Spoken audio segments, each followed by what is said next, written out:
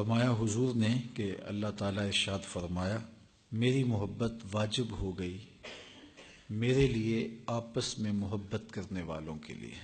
ہم کسی سے محبت کریں یا کوئی ہم سے محبت کرے تو شاید ہم اسے کوئی نفع نہ پہنچا سکے، لیکن اللہ جس سے محبت کرے اس کی دنیا میں بھی خیر ہے، آخرت بھی خیر ہے، اور اس پر اللہ کی محبت واجب ہو گئی جو ایک دوسرے سے رضائے الہی کے لیے پیار کرتے ہیں۔ تو اللہ جل شانہ ایسے لوگوں سے محبت کرتا ہے جو اللہ کے لیے ایک دوسرے سے محبت کرتے ہیں، اللہ کے لیے اکٹھے بیٹھتے ہیں، اللہ کے لیے ایک دوسرے کی زیارت کو جاتے ہیں اور اللہ کے لیے خرچ کرتے ہیں۔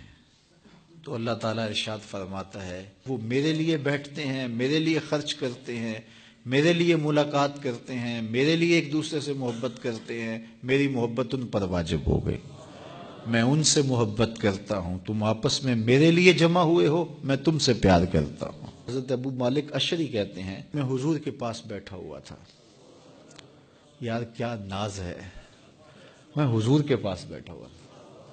وہ لوگ بات کرتے ہیں نا تو بڑے فخر سے کہتے ہیں، بظاہر بڑی بے نیازی سی ہوتی ہے، لیکن جو پیچھے موسیقی چل رہی ہوتی ہے وہ سمجھ میں آتی ہے۔ وہ میں ڈی سی کے پاس بیٹھا ہوا تھا، میں منسٹر کے پاس گیا تھا تو یہ بات ہوئی، تو سنانا تو مقصود یہ ہوتا ہے کہ میں وہاں بیٹھا تھا۔ تو وہ ناز کرتے ہیں، میاں یہ کوئی ناز کرنے والی بات ہے، ناز تو ابو مالک اشعری کا ہے۔ کہتے ہیں ایک دن میں حضور کے پاس بیٹھا ہوا تھا، اللہ اکبر، دیکھیے کیا ناز ہے، کیا فخر ہے، اللہ اکبر۔ قال کنت عند النبی صلی اللہ علیہ وآلہ وسلم، کہا میں حضور کے پاس تھا کہ حضور نے ارشاد فرمایا اللہ کے کچھ بندے ہیں نہ تو وہ نبی ہیں اور نہ ہی وہ شہید، لیکن ان پر نبی بھی رشک کریں گے اور شہید بھی رشک کریں گے۔ اللہ کے نزدیک ان کا جو مقام ہے اور اللہ کے ہاں ان کا جو قرب ہے اس کو دیکھ کر کے نبی بھی رشک کریں گے، واہ کیا قرب ملا انہیں۔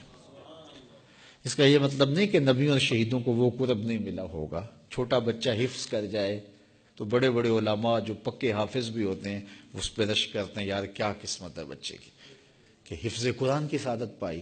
تو نبی ہیں، شہید تو شہید ہیں، لیکن وہ اللہ کے اتنے مقرب ہوں گے کہ نبی نہ ہونے کے باوجود اللہ کے قریب ہیں، شہید نہ ہونے کے باوجود اللہ کا اتنا قرب حاصل ہے، تو نبی اور شہید ان بندوں پر رشک کریں گے۔ حضور کی مجلس میں طرح طرح کے لوگ تھے، ایک دیہاتی بیٹھا تھا، اس نے کہا حضور بتا دیجئے وہ خوش نصیب کون ہوگا کہ جس پر نبی بھی رشک کریں گے، جس پر شہید بھی رشک کریں گے۔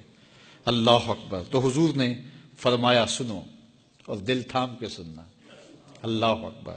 وہ اللہ کے بندوں میں سے کچھ بندے ہوں گے جو مختلف شہروں سے آئے ہوں گے اور مختلف قبیلوں کے ہوں گے، کسی کی کوئی برادری ہوگی، کسی کی کوئی برادری ہوگی، کسی کی کوئی برادری ہوگی، ان کے درمیان کوئی رشتہ داری نہیں ہوگی جس کی وجہ سے وہ جمع ہوئے ہوں گے، نہ ہی وہ کوئی کاروباری مقاصد کے لیے بھی نہیں آئے ہوں گے۔ یہ آپس میں کیوں جمع ہو کے بیٹھے ہوں گے؟ ان کا آپس کا پیار قرآن کی وجہ سے ہوگا، ان کی آپس کی محبت کس وجہ سے ہوگی؟ قرآن نے ان کو جوڑا ہوگا، قرآن کی وجہ سے وہ باہم مشترک ہوں گے۔ ان کے شہر الگ ہوں گے، قبیلے الگ ہوں گے، برادریاں الگ ہوں گی اور آپس میں رشتہ داریاں بھی نہیں ہوں گی، لیکن وہ جڑے بیٹھے ہوں گے کس وجہ سے؟ قرآن مجید کی وجہ سے۔ اللہ ان کے چہروں کے اوپر نور ڈال دے گا، نور چمک رہا ہوگا۔ لوگ جب خوف میں ہوں گے، فضا میں ہوں گے، دکھ میں ہوں گے، تو وہ کسی خوف میں نہیں ہوں گے۔ تو یہ وہ خوش نصیب لوگ ہیں کہ جن کی محبت قرآن کی وجہ سے ہوگی۔